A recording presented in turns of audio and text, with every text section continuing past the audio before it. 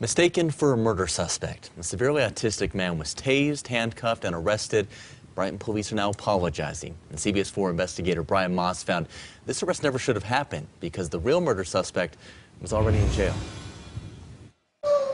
Joshua Sands rides the bus all day. I like it most of the time. The 25-year-old is severely autistic and is not able to work. Last April 4th, he was on his usual routine, riding the bus to this Target store in Brighton, where he stops and gets a slice of pizza. But this lunchtime stop was not routine at all. And was minding my own business, eating my meal, then suddenly... Out of the blue, Brighton police officers jumped Joshua, tasing him, holding him at gunpoint, and putting him in handcuffs. Said, "You're under arrest," restrain me, handcuff me, then asked, "Why you doing this?" Developing tonight, deputies say a suspect wanted for a murder in... A shopper had seen a clip on the news the night before about this wanted murder suspect from Wyoming, Trevor Lee Sanford, thought to be in the Denver area.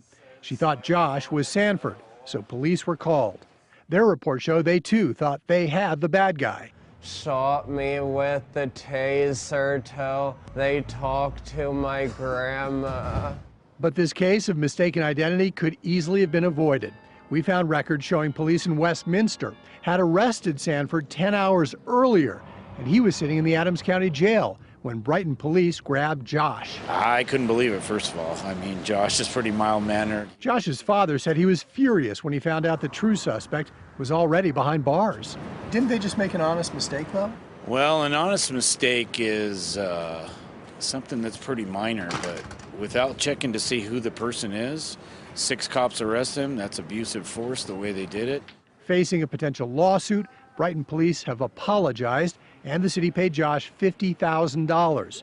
Josh's lawyer is David Lane. The mission of my law firm is to teach the police that they can't just be cowboys. They didn't bother to check to see what the status of the warrant was. How about you call headquarters to find out what the status of the warrant is before you start tasing people? Josh still rides the bus, but says he is too scared to go back to Brighton. All bad and made me super extremely angry. I'm Brian Moss, covering Colorado First. Brighton's police chief refused to answer questions on camera. He did issue a written statement calling what happened an unfortunate and regretful incident. We are sorry that situation occurred. We have extended our apologies to the Sands family and have reached a resolution acceptable to them.